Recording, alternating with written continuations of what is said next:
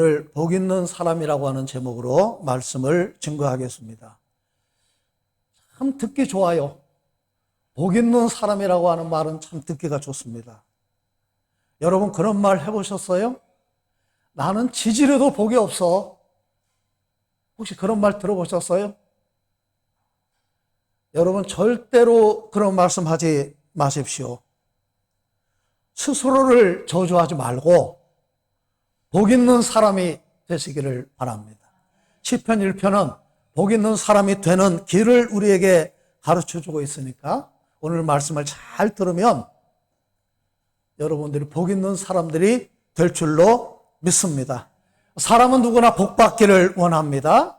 새해 인사도 새해 복 많이 받으세요 라고 인사를 하는데 복 있는 사람 되세요. 복 있는 아들, 복 있는 딸, 복 있는 아버지, 복 있는 어머니, 복 있는 형제, 복 있는 집사님, 복 있는 권사님, 복 있는 권사님, 복 있는 목사가 되면 얼마나 좋습니까?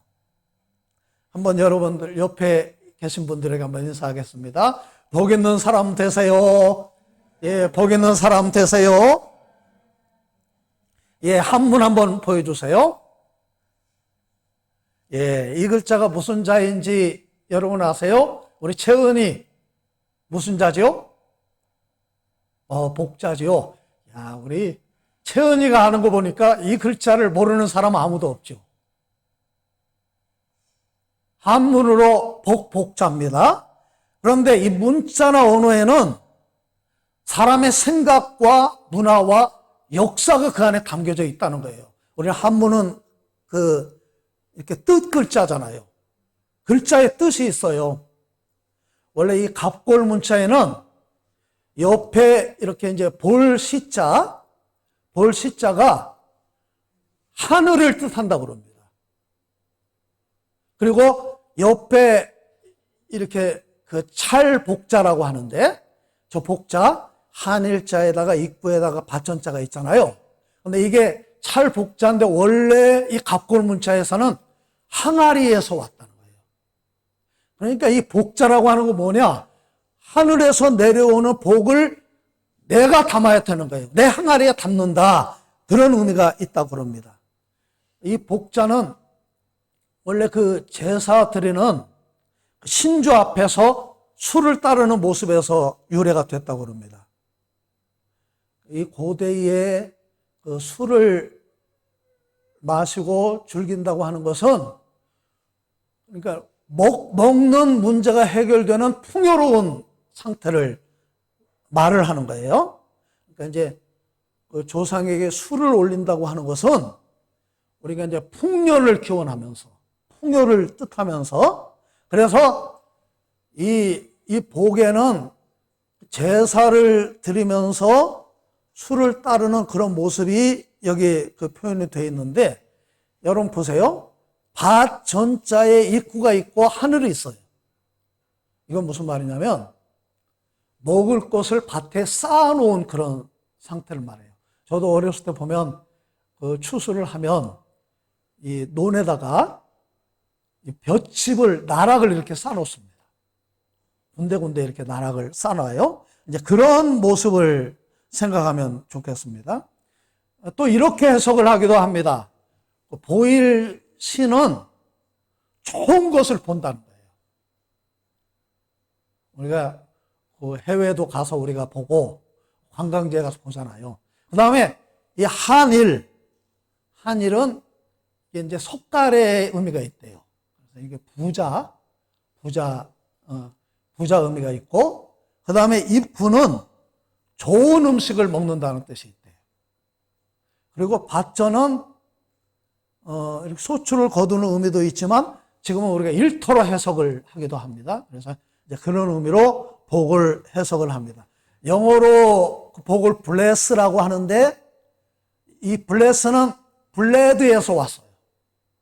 어떻게 이 축복이 어떻게 피에서 왔느냐 그 의미가 있는데 축복이라고 하는 것은 피를 뿌리는 그런 의미가 있어요. 피를 뿌리면서 고대에는 악귀를 축출을 하는 고대 게르만 민족의 문화가 있어요. 그런데 이 기독교 문화에서는 어떻게 해석을 하느냐? 예수님의 십자가의 피 흘림으로 이것을 해석을 합니다. 그래서 예수님의 십자가의 피 흘림을 통해서 블레싱이 우리에게 왔다는 거예요. 이 복에는 다 뜻이 있죠? 중국 주나라의 무왕이 복이 뭐냐? 그렇게 물었을 때 기자가 5가지 복을 이야기를 했습니다.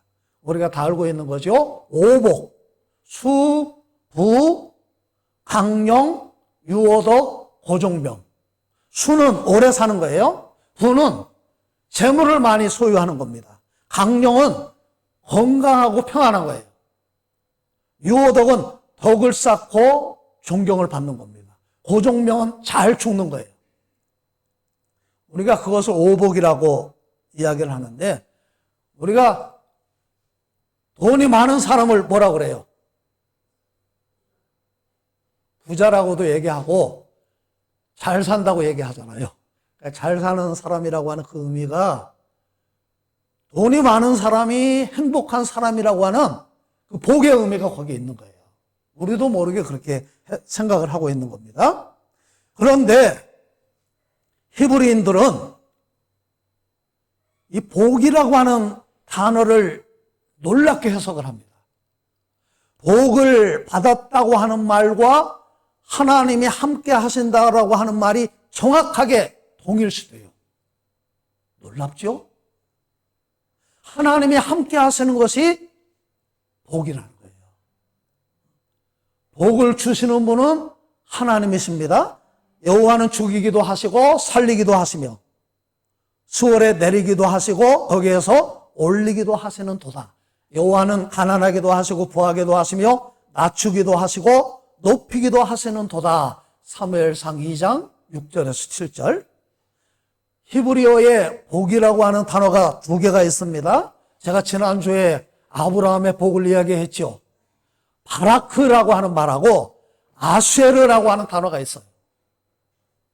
이 바라크는 하나님 일방적으로 주시는 그런 복입니다. 이 바라크라고 하는 말은 무릎을 꿇다 그런 뜻이 있어요. 경배한다, 찬양한다 그런 뜻이 있습니다. 다시 말하면 하나님 앞에 무릎을 꿇는 것이 복이라는 거예요. 예배가 복이라는 겁니다. 우리가 찬양을 뭐라고 그래요? 하나님을 높이는 게 찬양이잖아요. 하나님을 자랑하는 것이 찬양이잖아요. 하나님을 높이고 자랑하는 것이 복이라고 히브리 사람들은 믿는 겁니다. 그것이 오랜 삶의 경험을 통해서 하나님을 예배하고 하나님을 높일 때 복을 받게 된다. 그렇게 그들은 믿는 것입니다. 창세기 1장 28절에 생육하고 번성하라. 여호와께서 복을 주어 이르시되 생육하고 번성하라 그렇게 말씀하셨는데 그 복이 바로 바라크의 복이에요. 창세기 12장에 보면 내가 너를 큰 민족을 이루고 내가 내게 복을 주어 내게 바라크를 주어 너는 복이 될지라 그렇게 하나님 말씀하셨는데 그게 바로 바라크의 복입니다. 아쉐르라고 하는 말은 똑바로 걷는다라고 하는 뜻이 있어요. 그 말 그대로 똑바로 내가 삶을 살아갈 때 복을 받는다는 거예요. 여러분, 똑바른 길이 어디 있어요? 그 기준이 바로 하나님 말씀입니다. 말씀을 따라서 살 때 복을 받는다는 거예요. 아쉐르는 구원받은 사람이 마땅히 행할 일을 행할 때 받는 축복을 말씀을 하고 있는데 대표적으로 구약성경 시편 1편에 아쉐르의 복을 이야기하고 있어요. 복 있는 사람은 악인의 꾀를 따르지 아니하고 죄인의 길에 서지 아니하고 오만한 자리에 앉지 아니하고 오직 여호와의 율법을 즐거워하며 주야로 그 말씀을 묵상하는 사람이다. 또 신약성경에서 마태복음 5장에 보면 예수님이 8가지 복을 말씀하시죠. 마카리우스라고 하는 헬라어 단어가 이 아쉐라라고 하는 단어하고 동일시되는 그런 단어입니다. 시편 1편은 복 있는 사람과 복이 없는 사람을 비교를 하고 있습니다. 자, 복 있는 사람은 시편 1편을 한번 찾아보세요. 자, 복 있는 사람은 뭐라고 말씀을 했어요?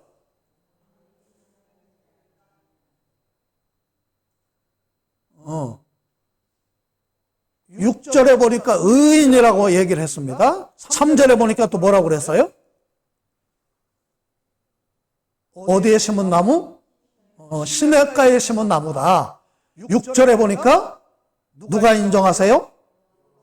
하나님이 인정하신다는 거예요. 자, 그와 대비되는 복 없는 사람. 자, 1절에 보니까 복 없는 사람을 뭐라고 그랬어요?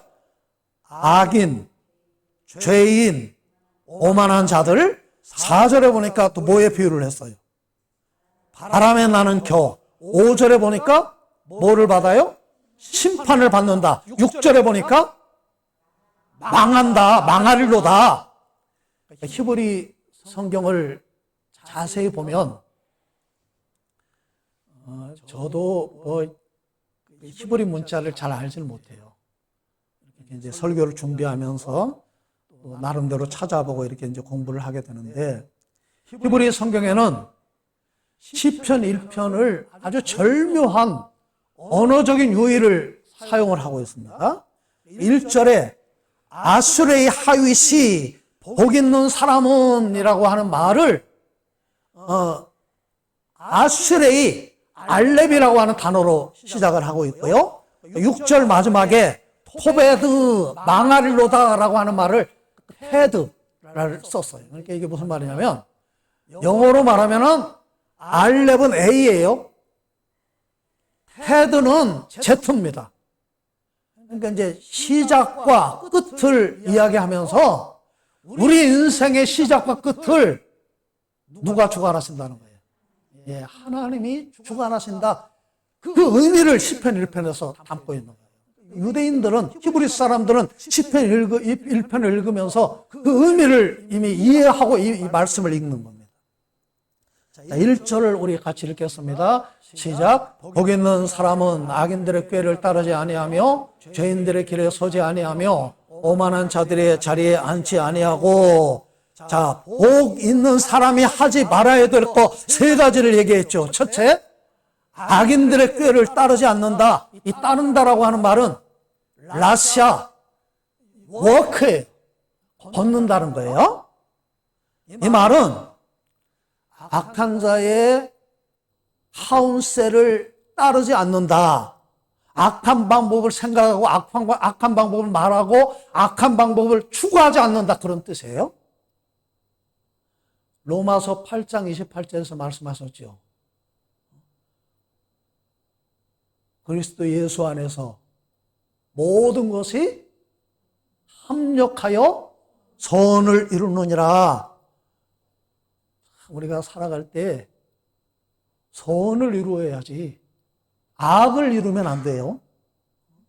잠언 14장 22절에도 말씀을 하고 있습니다. 악을 도모하는 자는 잘못 가는 것이 아니냐. 선을 도모하는 자에게는 인자와 진리가 있으리라. 어떤 상황에서도 예수 믿는 사람은 악하게 하지 마세요. 어떤 사람에게도, 나에게 원수 같은 사람이어도 그 사람에게 악하게 대응하는 것은 하나님의 방법이 아니에요. 자, 두 번째, 죄인들의 길에 서지 않는다 그랬어요. 선다라고 하는 말은 히브리어 아마드는 머문다 그 말이에요. 서 있는 거예요, 그 자리에.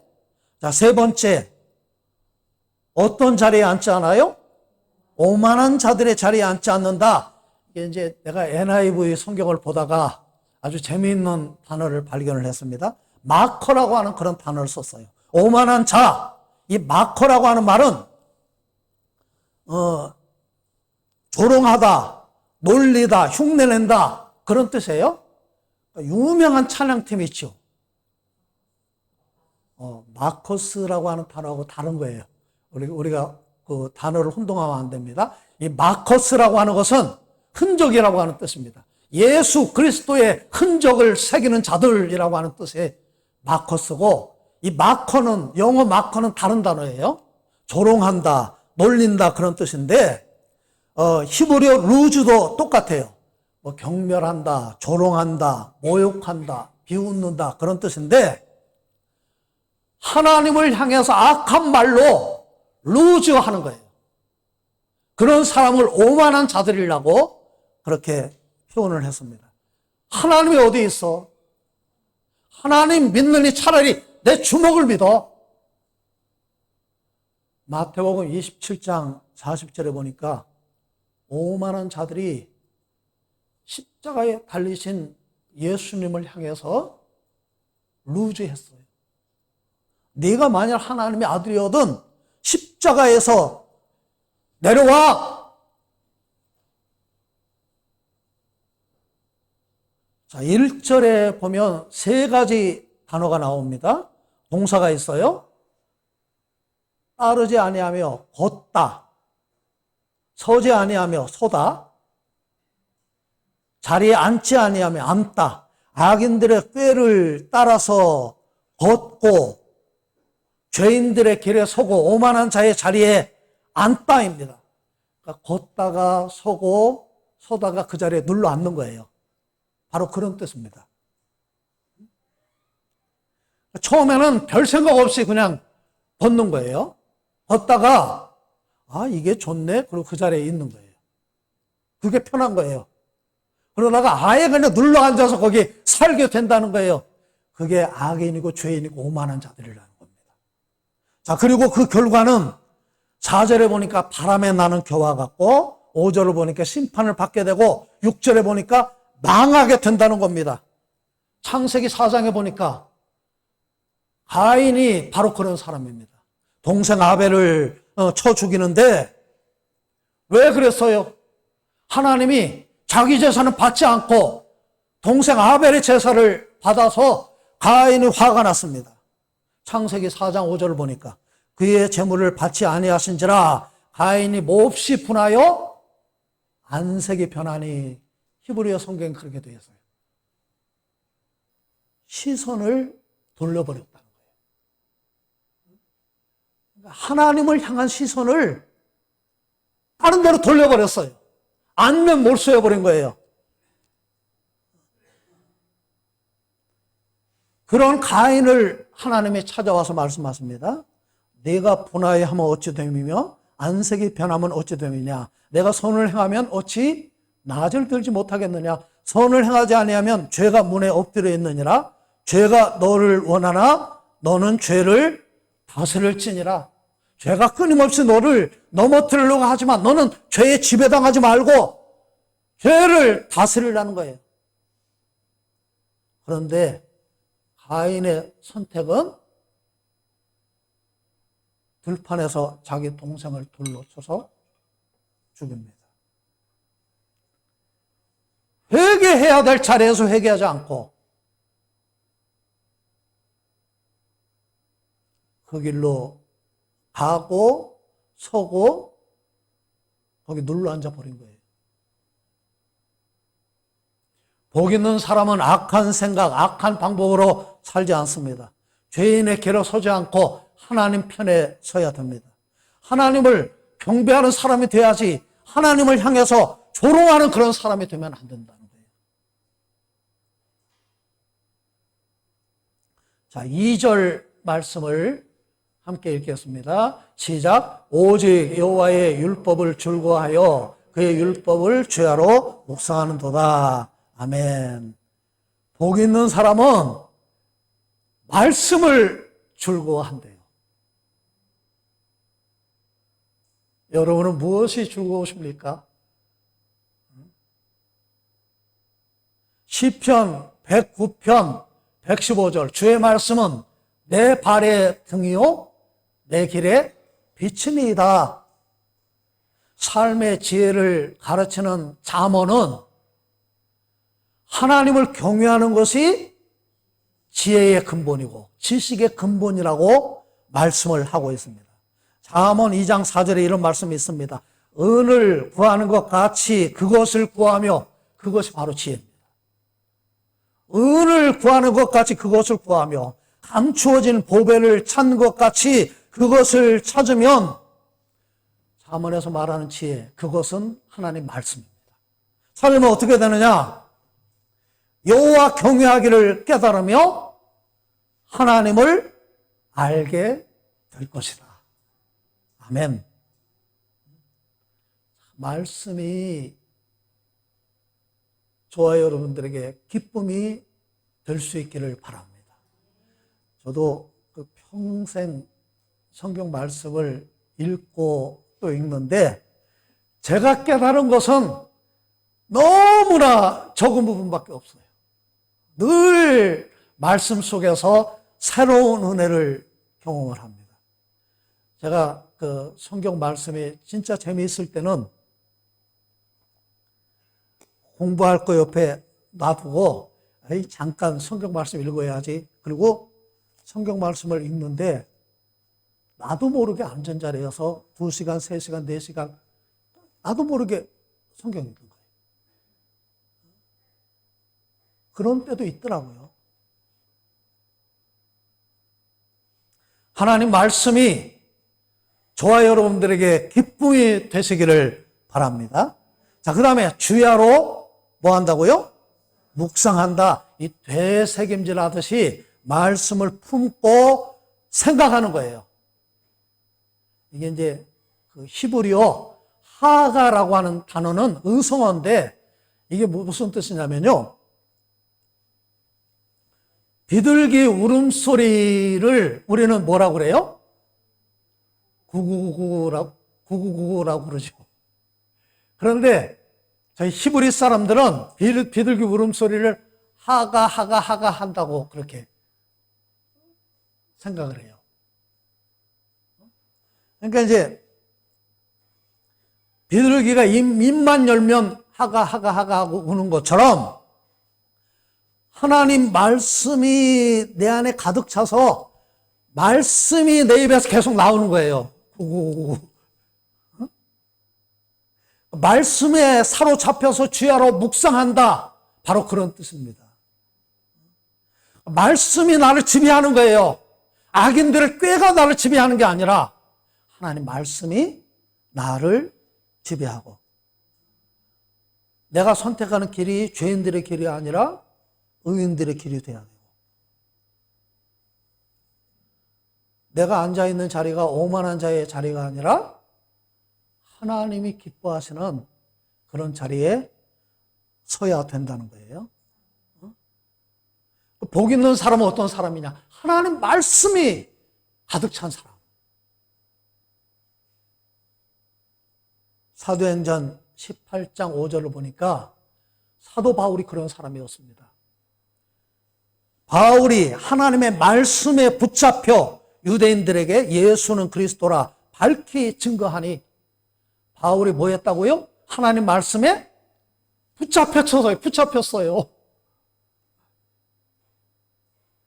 이 예언의 말씀을 읽는 자와 듣는 자와 그 가운데 기록된 것들을 지키는 자들이 복이 있다. 요한계시록 1장 3절 말씀.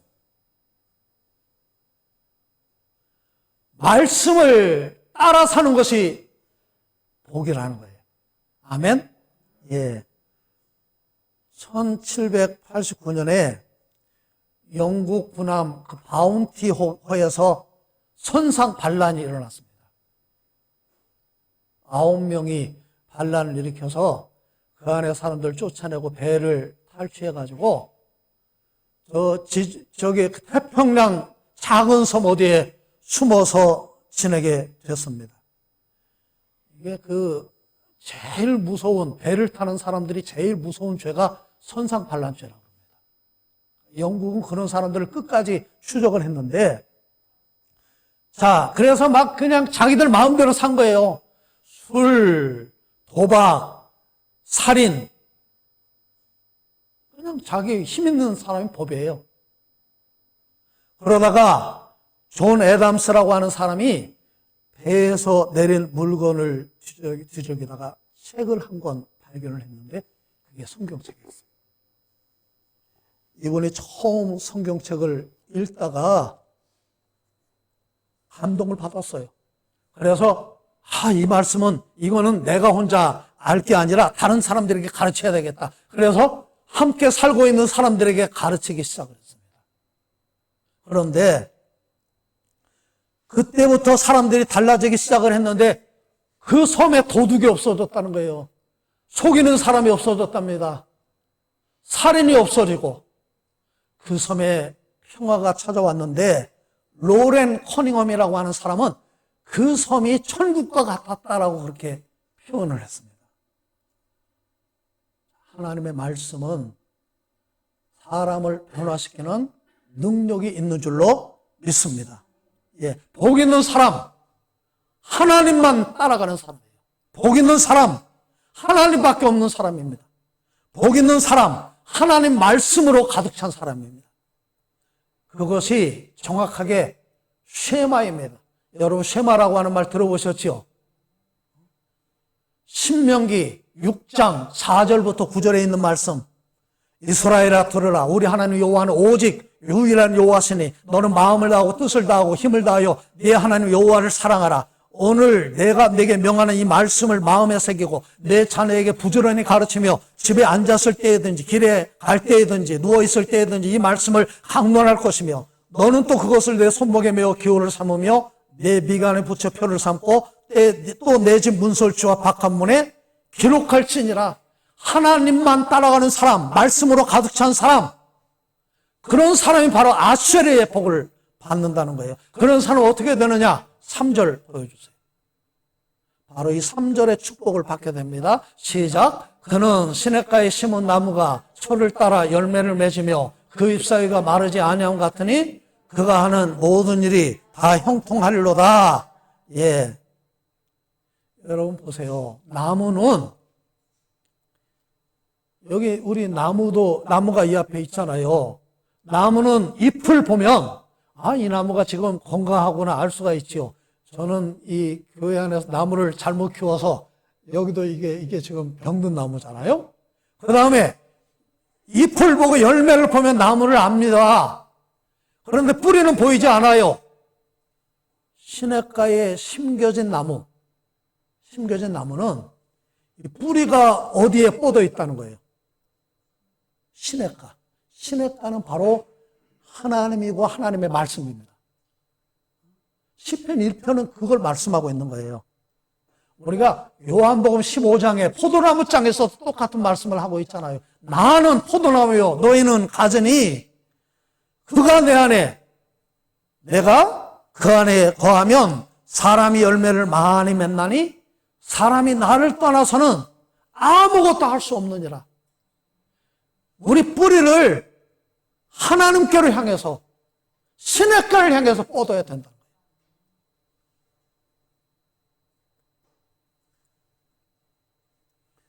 여러분, 하나님 중심으로 말씀 중심으로 살면 시냇가에 심은 나무가 되는 줄로 믿습니다. 열매를 맺게 될 것이고 잎사귀가 마르지 않고 형통한 삶을 살게 될 것입니다. 그게 시편 1편의 말씀이에요. 예수 그리스도 안에 모든 지혜와 지식의 보화가 감추어져 있는 줄로 믿습니다. 골로새서 2장 3절. 자, 그러면 하나님 앞에 무릎 꿇고 경배하고 예배하면서 바라크의 복을 받고 말씀을 따라 똑바로 살아서 아쉐르의 복을 받는 우리 모두가 되시기를 간절히 바랍니다. 우리 기도하겠습니다. 하나님